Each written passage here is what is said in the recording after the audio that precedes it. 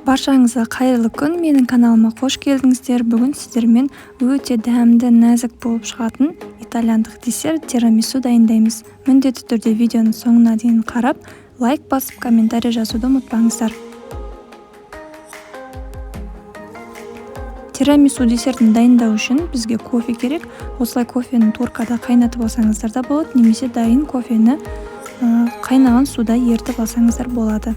Бізге қажетті заттар: сливки, шекер, маскарпоне ірімшігі және де савоярди печеньесі қажет болады. Егер савоярди печеньесін таппасаңыздар, қолдан жасасаңыздар болады. Алдымен біз маскарпоне ірімшігімізбен қантымызды жақсылап, ерігенше, бір масса болғанша жақсылап миксермен араластыратын боламыз.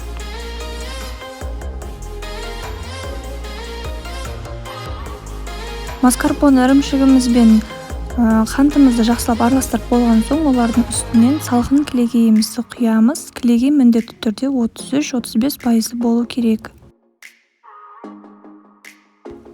Бұл бізде тирамису тортымыздың, яғни десертіміздің кремі болып табылады. Осылай формасын ұстап тұрғанша миксерлейтін боламыз. Енді тортымызды жинауға кірісеміз. Алдымен кондитерлік қалташаға осылай кремімізді құйып аламыз.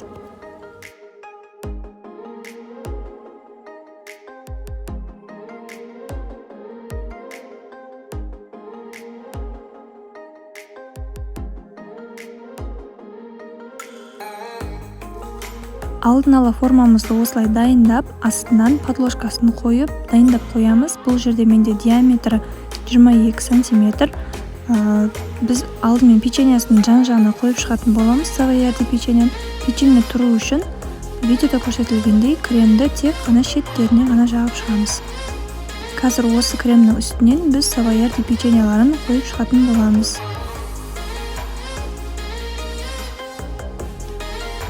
Осылай видеода көрсетілгендей печеньеларды кремнің үстінен қойып шығамыз.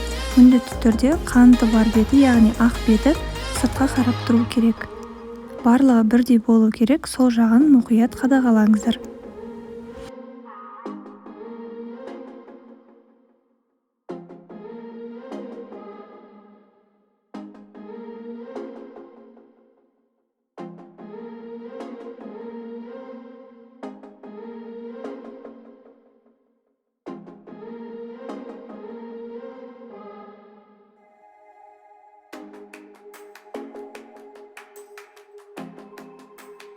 Біздің тортымыздың сырты дайын, енді ішін жасаймыз. Ішін толтырамыз. Савоярди печеньесін кофеге бір малып аламыз. Кофе міндетті түрде салқын болу керек. Және де қаз қатар тізіп қойып шығамыз.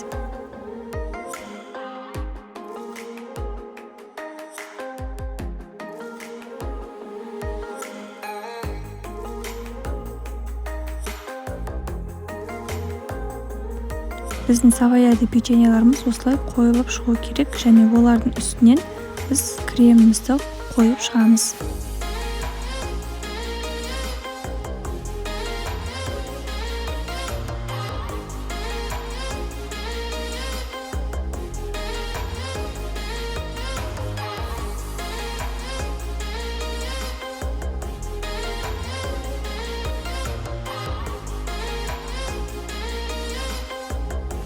Кремді жағып болған соң қасықтың немесе палетканың көмегімен тегістеп алып, қайтадан савоярди печеньемізді кофе бір малып алып, қойып шығамыз.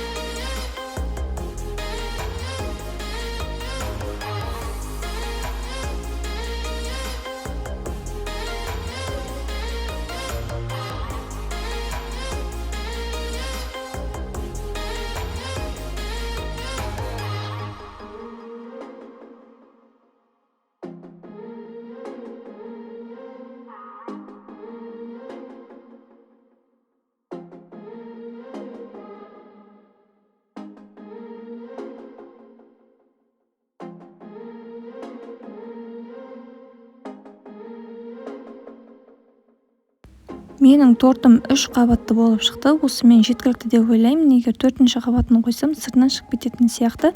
Сіздер де дәл осылай 3 қабат етіп қойып шықсаңыздар болады. Әрмен қарай біз жеміс-жидектермен сәндейтін боламыз. Сонымен беті толып әдемі болады. Немесе осылай қалдырсаңыздар да болады.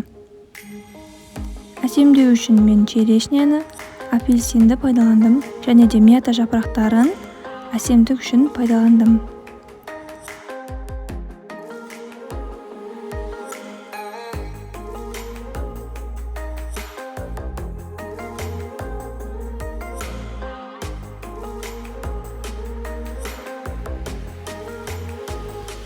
Мята жапырақтары ерекше сән береді, және де оның иісі өте әдемі, балғын болып тұрады. Міндетті түрде сіздер де пайдалануға кеңес етемін.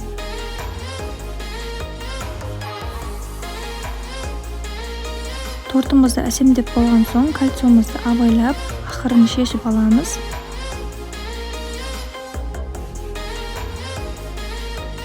Тирамису десертіміз көзге әдемі, нәзік болып көріну үшін міндетті түрде ақ лентамен немесе қызғылт лентамен осылай бантик қылып байлап қойыңыздар. Сол кезде көзге әдемі болып көрініп тұрады. Біздің тирамису торт десертіміз дайын. Ештеңені пісіріп әуре болмайсыз, өте оңай жасалады. Міндетті түрде жасап көріңіздер.